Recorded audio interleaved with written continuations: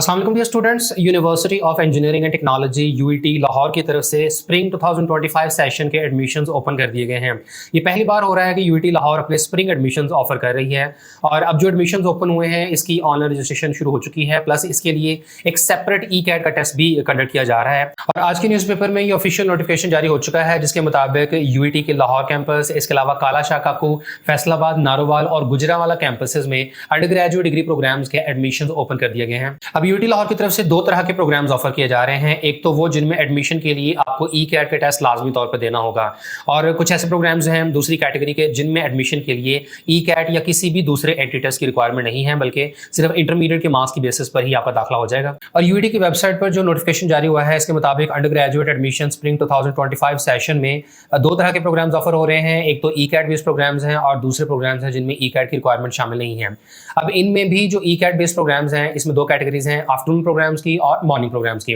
जो students apply कर सकते हैं इनमें शामिल है FSc pre engineering, FSc pre medical और आईसीएस के स्टूडेंट्स। मैथमेटिक्स, स्टैटिस्टिक्स और फिजिक्स पढ़ी हुई है या आपने मैथ स्टैट कंप्यूटर पढ़ा हुआ है तो भी आप अप्लाई कर सकते हैं। आफ्टरनून प्रोग्राम्स में शामिल है बीएस आर्टिफिशियल इंटेलिजेंस का प्रोग्राम जो सिर्फ लाहौर कैंपस में ऑफर हो रहा है। इसी तरह cyber security, data science, computer science, robotics and intelligent systems, applied computing, information systems technology और गेमिंग एंड एनिमेशन, ये तमाम प्रोग्राम जो हैं ये लाहौर कैंपस में ऑफर किए जा रहे हैं। और इंजीनियरिंग का कोई प्रोग्राम नहीं है, ये तमाम के तमाम कंप्यूटर साइंसेज और आईटी के डिसिप्लिन के ही प्रोग्राम्स हैं। इसके बाद मॉर्निंग प्रोग्राम्स की बात करें तो काला शाह काकू कैंपस में सॉफ्टवेयर इंजीनियरिंग ऑफर हो रही है। इसके अलावा कंप्यूटर साइंस का प्रोग्राम ऑफर हो रहा है फैसलाबाद, गुजरावाला और नारोवाल कैंपस में।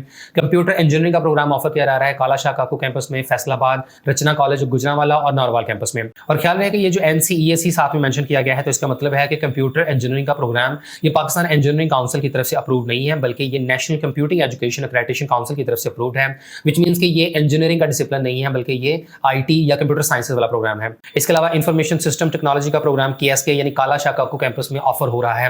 तो इस तरह ये वो तमाम प्रोग्राम्स हैं जिनमें एडमिशन के लिए आपको लाजमी तौर पर ई कैट का टेस्ट देना होगा, जबकि बाज़ ऐसे प्रोग्राम्स भी हैं जिनमें एडमिशन के लिए ई कैट या किसी भी दूसरे एंट्री टेस्ट की जरूरत नहीं है। इनमें शामिल है इंटीरियर डिजाइन जो कि आफ्टरनून सेशन में सिर्फ लाहौर कैंपस में ऑफर हो रहा है, और इस प्रोग्राम में FSc pre engineering, FSc pre medical और आईसीएस या इक्विवेलेंट क्वालिफिकेशन वाले स्टूडेंट्स दाखिला ले सकते हैं।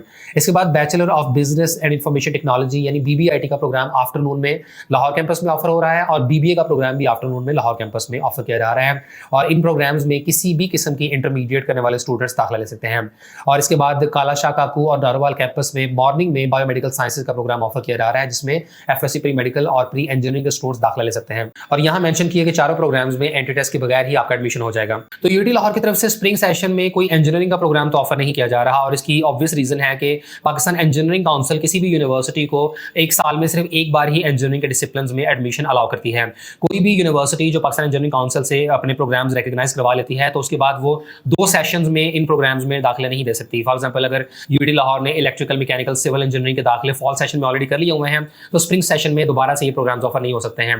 दैट्स वाई कोई भी इंजीनियरिंग प्रोग्राम नहीं है, लेकिन कंप्यूटर साइंसेज के काफी ज्यादा डिसिप्लिन हैं और इनमें एफएससी प्री इंजीनियरिंग और आईसीएस के साथ साथ प्री मेडिकल के स्टूडेंट्स भी दाखिला ले सकते हैं। इसके बाद कुछ इंपॉर्टेंट इंस्ट्रक्शंस यहाँ दी गई हैं कि एडमिशन के लिए जरूरी है कि कैंडिडेट ने इंटरमीडिएट में कम से कम 50% मार्क्स लाजमी तौर पर सिक्योर किए हों। इसके अलावा ये बात भी इंपॉर्टेंट है कि स्टूडेंट्स ने यूटी लाहौर की तरफ से कंडक्ट होने वाला ई कैट का टेस्ट लाजमी तौर पर देना है, और ये जो एंट्री टेस्ट है ये 21 और 22 दिसंबर को कंडक्ट होगा।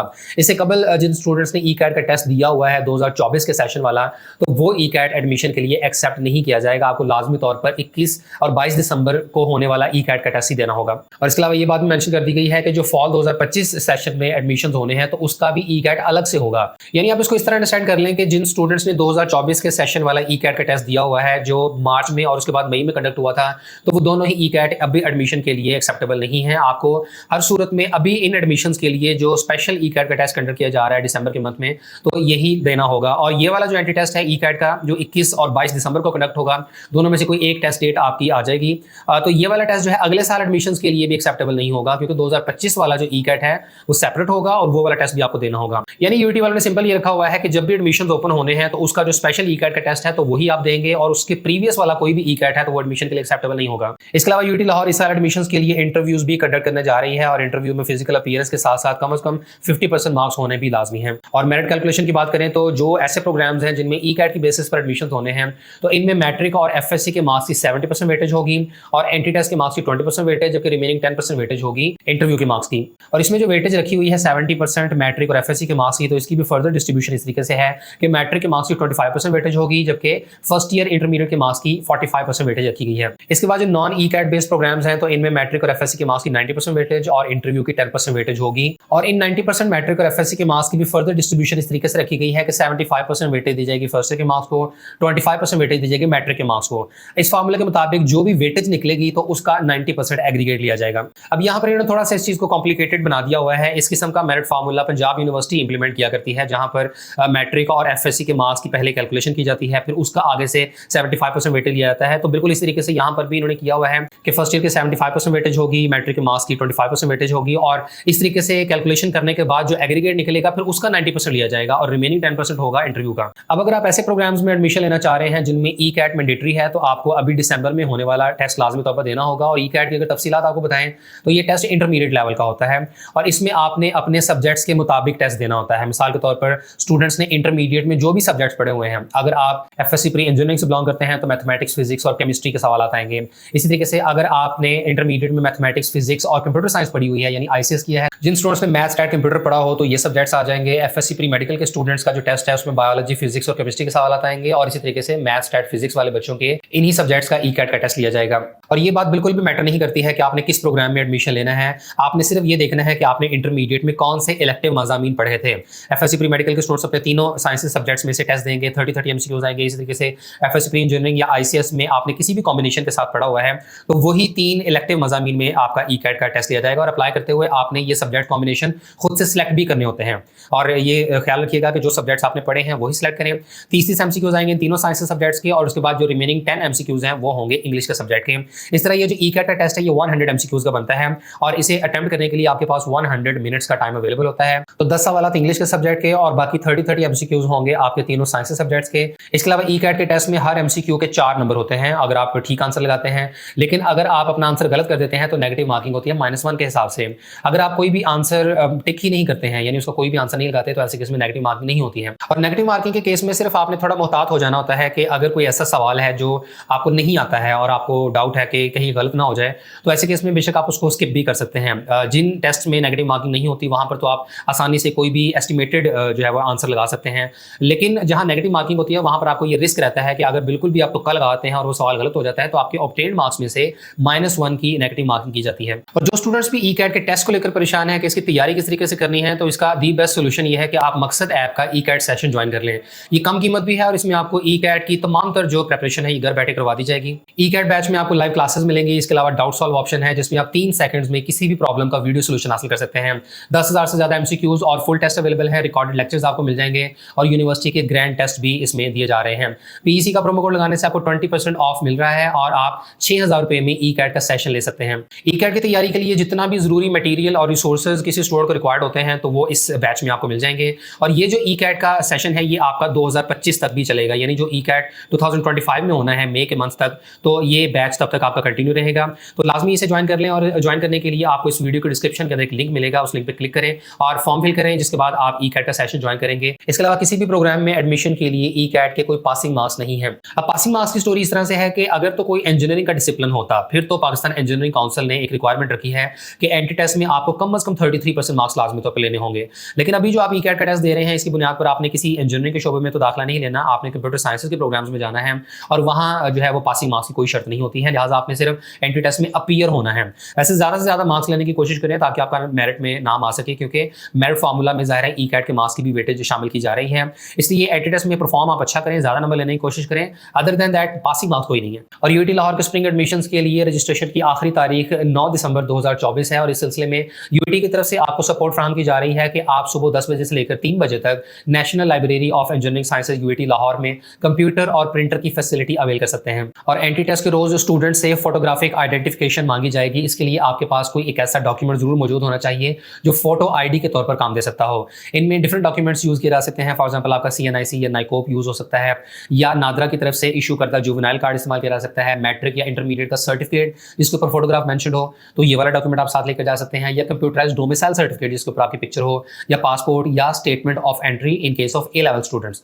तो इनमें से कोई एक डॉक्यूमेंट आपने साथ में लाजमी तौर पर लेकर जाना है ताकि फोटोग्राफिक आइडेंटिफिकेशन की जा सके, प्लस आपने अपनी रोल नंबर स्लिप भी लेकर जानी है। इसके अलावा जो स्टूडेंट्स अपना एंट्री टेस्ट मिस कर देते हैं तो इन्हें कोई भी दूसरा टाइम एलोकेट नहीं किया जाएगा, लिहाजा उनका टेस्ट मिस ही समझा जाएगा और जो आपका एंट्री टेस्ट है ये फुली ऑटोमेटेड है, इसलिए कोई रीचेकिंग की फैसिलिटी प्रोवाइड नहीं की जा रही है। जो स्टूडेंट्स एंट्रेंस टेस्ट के लिए एडमिशन टोकन परचेज करते हैं तो ये जो टोकन की फीस है ये नॉन रिफंडेबल और नॉन ट्रांसफरेबल है। एक मरतबा अगर आपने टोकन परचेज कर लिया तो उसके बाद ये रकम आपकी वापस नहीं हो सकेगी। प्लस ये कि स्प्रिंग 2025 के सेशन में एडमिशन लेने वाले स्टूडेंट्स के लिए हॉस्टल की फैसिलिटी प्रोवाइड की जाएगी और इनके लिए लिमिटेड ट्रांसपोर्ट फैसिलिटी भी दी जाएगी। और यहाँ आप यूईटी की तरफ से ऑफर होने वाले तमाम डिग्री प्रोग्राम्स के फीस स्ट्रक्चर को देख सकते हैं।